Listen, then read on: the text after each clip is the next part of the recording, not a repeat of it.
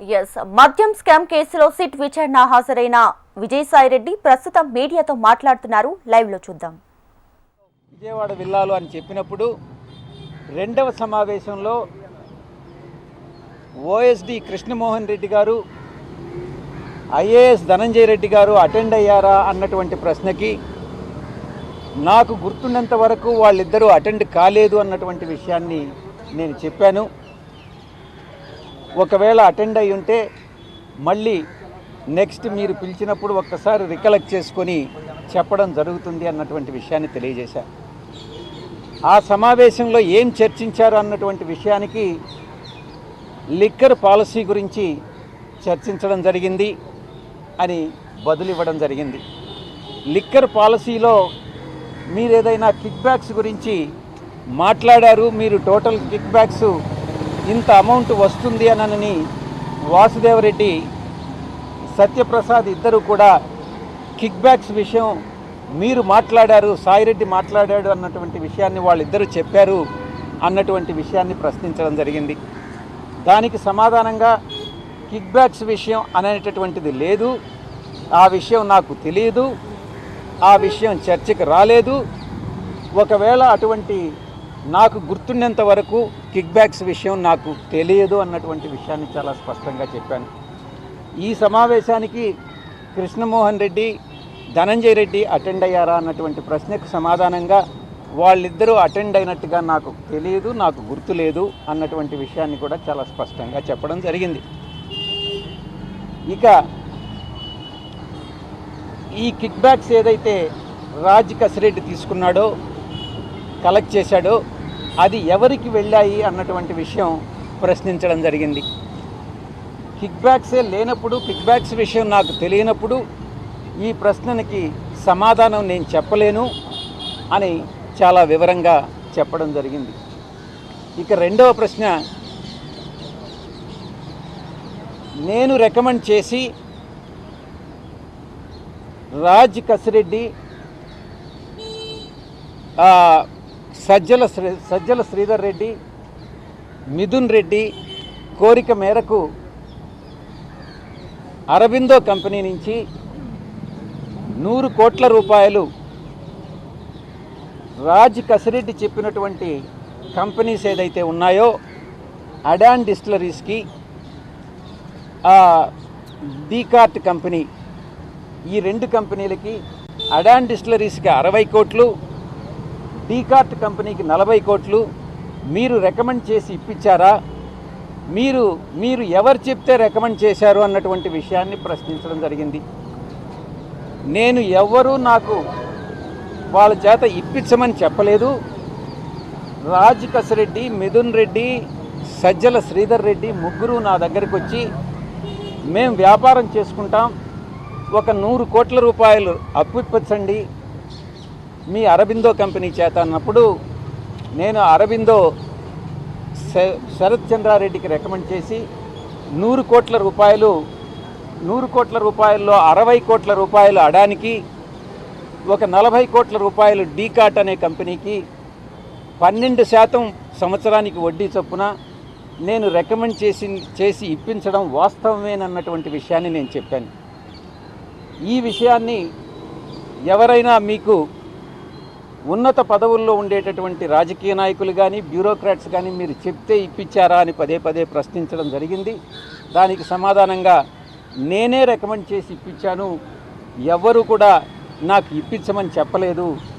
ఈ యొక్క 60 కోట్లు ప్లస్ 40 కోట్లకి వడ్డీతో సహా తిరిగి రీఫండ్ చేశారా అన్నటువంటి ప్రశ్నకు సమాధానంగా 60 కోట్ల రూపాయల మీద 12% వడ్డీ రిటర్న్ చేయడం జరిగింది. 40 కోట్ల మీద వడ్డీ, 40 కోట్ల ప్రిన్సిపల్ అమౌంట్ రిటర్న్ చేయడం జరిగింది. వడ్డీ మాత్రం ఇంకా ఇవ్వలేదు, అది డిస్ప్యూట్లో ఉంది అన్నటువంటి విషయాన్ని కూడా స్పష్టత ఇవ్వడం జరిగింది. ఈ యొక్క 40 కోట్లు కానీ, ఈ 60 కోట్లు కానీ ఏ రకంగా వాళ్ళు యూటిలైజ్ చేశారు అన్నటువంటి ప్రశ్నకు సమాధానంగా ఈ అడాన్ అనే కంపెనీ ఎందుకు ఫ్లోట్ చేశారు, ఎవరు ఫ్లోట్ చేశారు, ఏ కారణానికి ఫ్లోట్ చేశారు అన్నటువంటి విషయం నాకు తెలియదు. ఇది రాజ్ కసిరెడ్డికి సంబంధించినటువంటి, నేను లోన్ మాత్రం ఇప్పించాను. ఆ కంపెనీలు ఏ రకంగా ఈ ఫండ్స్ను యూటిలైజ్ చేసుకున్నాయి, ఏ రకంగా దాన్ని రీఫండ్ ఇచ్చారు అన్నటువంటి విషయం రాజ్ కసిరెడ్డి మాత్రమే చెప్పగలడు. నేను సమాధానం చెప్పలేనటువంటి ప్రశ్న అన్నటువంటి దాన్ని నేను వివరంగా చెప్పడం జరిగింది సిట్ అధికారులకి. ఇక ఇంటర్ స్టేట్ అంటే ఒరిస్సాలో లిక్కర్ కొని తమిళనాడుకు మనం ట్రాన్స్పోర్ట్ చేస్తున్నాము.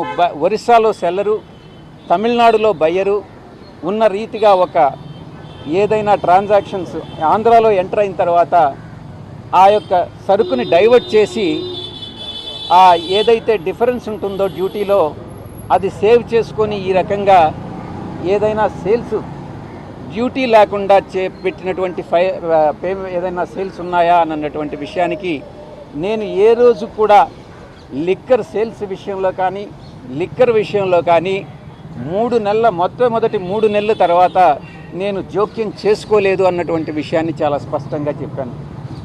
ఇవన్నీ కూడా రాజ్ కసిరెడ్డి మాత్రమే వీటికి జవాబు చెప్పగలడు. నేను చెప్పలేనటువంటి ప్రశ్నలు అన్నటువంటి విషయాన్ని చాలా స్పష్టంగా చెప్పడం జరిగింది. ఇక 4వ అంశంకి వస్తే ఇక్కడ లోకల్గా ఉన్నటువంటి రాజ్ కసిరెడ్డి ఒక 3 కంపెనీలని పీవీ స్పిరిట్స్ ఇంకొక 2 కంపెనీలని లీజుకి తీసుకొని దానిలో ఉన్నటువంటి టైం కానీ మిషనరీ కానీ లీజుకి తీసుకొని దాంట్లో కొన్ని కొత్త బ్రాండ్లను ప్రొడ్యూస్ చేసి ఆ ప్రొడ్యూస్ చేసినటువంటి బ్రాండ్స్ని బెల్ట్ షాపుల ద్వారా డ్యూటీ లేకుండా అమ్మడం జరిగిందా అన్నటువంటి దాన్ని ప్రశ్నించడం జరిగింది. ఇది రాజ్ కసిరెడ్డి బదులివ్వాల్సినటువంటి అంశం. నాకు ఈ విషయంగా ఏమీ తెలియదు అన్నటువంటి విషయాన్ని చాలా స్పష్టం చేశాను. ఈ 4 ప్రశ్నలకి సమాధానం చెప్పిన తర్వాత అధికారులు తృప్తి పడ్డారన్నటువంటి విషయాన్ని నేను భావిస్తూ ఈ యొక్క మరి ఫ్యూచర్లో భవిష్యత్తులో ఇంకా ఏదైనా ప్రశ్నలుండి నేను సమాధానాలు చెప్పాల్సినటువంటి అవసరం ఉంటే నేను మళ్ళీ తిరిగి వస్తాను, మీరు ఎప్పుడైనా పిలవచ్చు అన్నటువంటి విషయాన్ని తెలియజేసుకుంటూ ఈరోజు సెలవు తీసుకోవడం జరిగింది.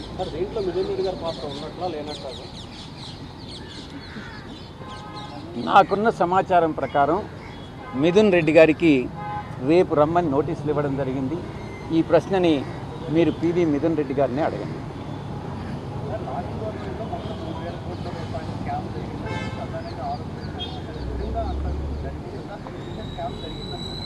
మీరు అడిగే ఊహాజనితమైనటువంటి ప్రశ్నకు నా దగ్గర సమాధానం లేదు.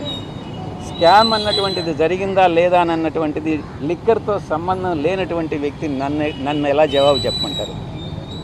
మొట్టమొదటి 2 సమావేశాలు 3 నెలల్లో అంటే అక్టోబర్, నవంబర్, డిసెంబర్ తర్వాత ఏ ట్రాన్సాక్షన్లో కూడా నాకు సంబంధం లేదు. అప్పటికింకా అసలు లిక్కర్ పాలసీ ఇంప్లిమెంటేషన్కి రాలేదు.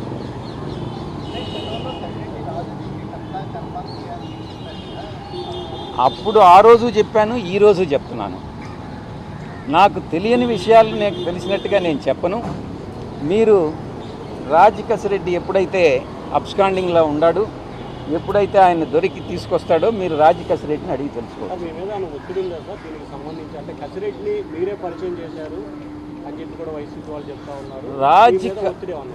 రాజ్ కసిరెడ్డిని పార్టీలో వ్యక్తులు నాకు పరిచయం చేయడం జరిగింది. 2017-18లో అనుకుంటా రాజ్ కసిరెడ్డి పార్టీలోకి వచ్చారు. అతను ఒక తెలివైనటువంటి క్రిమినల్, ఆ క్రిమినల్ మైండ్ సెట్ ఉండేటటువంటి వ్యక్తి. అంత క్రిమినల్ బ్రెయిన్ ఉంది అన్నటువంటిది తెలియక పార్టీలో పెద్దలందరూ కూడా పరిచయం చేస్తే నేను ఎంకరేజ్ చేసినటువంటి మాట వాస్తవం. నేను అబద్ధం చెప్పదలుచుకోలే.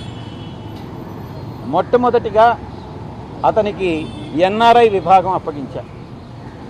ఆ తరువాత సోషల్ మీడియా చూసుకోమని చెప్పా. ఆ తరువాత ఈ ప్రశాంత్ కిషోర్ గారు అక్కడి నుంచి వస్తూ ఉంటే ఆయన మనకు కన్సల్టెంట్గా ఉన్నప్పుడు ఆయనకు ప్రోటోకాల్ అంతా చూసుకోమని చెప్పడం జరిగింది. ఈ రకంగా పార్టీలో అతి ముఖ్యమైనటువంటి బాధ్యతలు అతనికి అప్పగించింది నేనే, ఎంకరేజ్ చేసింది నేనే. ఈ విషయంలో నేను తప్పు చేశాను అన్నటువంటి భావన ఈరోజు నాకు కలుగుతూ ఉంది.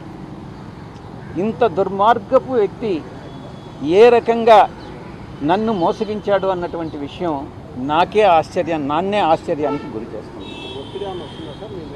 ఎవరి నుంచి? మీరు అడిగే ప్రశ్న చాలా స్పష్టంగా అడగాలి. మీకు ఒత్తిడి వచ్చిందా అని కాదు, నాకు ఎవరి దగ్గర నుంచి ఒత్తిడి వచ్చింది అని మీరు భావిస్తున్నారు? ఆయన ముందు జవాబు చెప్పండి. అంటే జనరల్గా మీరు ఆ పార్టీ నుంచి బయటకు వచ్చి ఉన్నారు కదా, సో మీరు గతంలో 5 సంవత్సరాలు అక్కడ ఉన్నప్పుడు ఏ ఎపిసోడ్ గురించి మాట్లాడలేదు, బయటికి రాగానే ఏ ఎపిసోడ్ గురించి చర్చ వచ్చింది. మీరే రాజకేశ్వరరెడ్డి కర్త కర్మ క్రియ అన్నారు కాబట్టి, సో ఈ రాజకేశ్వరరెడ్డి వెనక కొంతమంది పెద్దలు ఉంటారు కాబట్టి ఏమన్నా ఒత్తిడి వచ్చిందా అని యాంగిస్తారు అంటే ఆ పార్టీ నుంచి ఏమైనా? 5 సంవత్సరాల పాటు మీరున్నారు, అతనితో కలిసి ఉన్నారు, అప్పుడు మాట్లాడలేదని అంటే అప్పుడు మీరు అడగలా, నేను జవాబు చెప్పలా. రాజకేశ్వరరెడ్డి కర్త కర్మక్రియ అని చెప్పారు. ఆయన ఒక్కడి వల్ల సాధ్యం అవుతుందా? ఆయన వెనకుండా నడిపించే వాళ్ళు ఎవరు? మిమ్మల్ని నీకు తెలుసు, రాజ్ కసిరెడ్డి వెనక ఎవరైనా వ్యక్తులు ఉన్నట్టు మీకు కానీ తెలిస్తే నాకు చెప్తే నేను కూడా సంతోషిస్తాను. మిమ్మల్ని సిట్టు విచారణ సందర్భంగా అలాంటి ప్రశ్న ఏమైనా అడిగారు? మీరు ఏమైనా సమాధానం అడిగారు. రాజ్ కసిరెడ్డి ఒక సాధారణమైనటువంటి వ్యక్తి, ఆ అథారిటీ అతనికి ఎవరిచ్చారు అన్నటువంటి విషయం సిట్ నన్ను అడగడం జరిగింది. నాకు తెలియదు అన్నటువంటి విషయం చెప్పాను.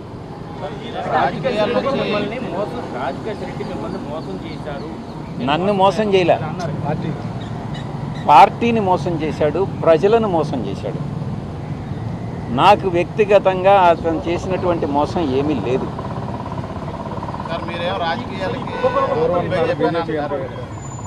కుంభకోణంలో మద్యం మాఫియాలో ఎన్ని వేల కోట్లు అవినీతి? ఆ కుంభకోణం గురించి మీరు ఏదన్నా నాకు చెప్తే నేను కూడా సంతోషిస్తాను. మీరు చెప్తున్నారు కదా కుంభకోణం. ఈ ప్రశ్న రాజ్ కసిరెడ్డిని వేయాలి. మీరు ఆయన దగ్గర సమాధానం తీసుకొని నాకు కూడా చెప్పండి. పార్టీని ప్రజలను మోసం చేస్తున్నాడని తెలిసినప్పుడు పార్టీ దృష్టికి కానీ లేదా ముఖ్యమైన నాయకుల దృష్టికి కానీ తీసుకెళ్లారా?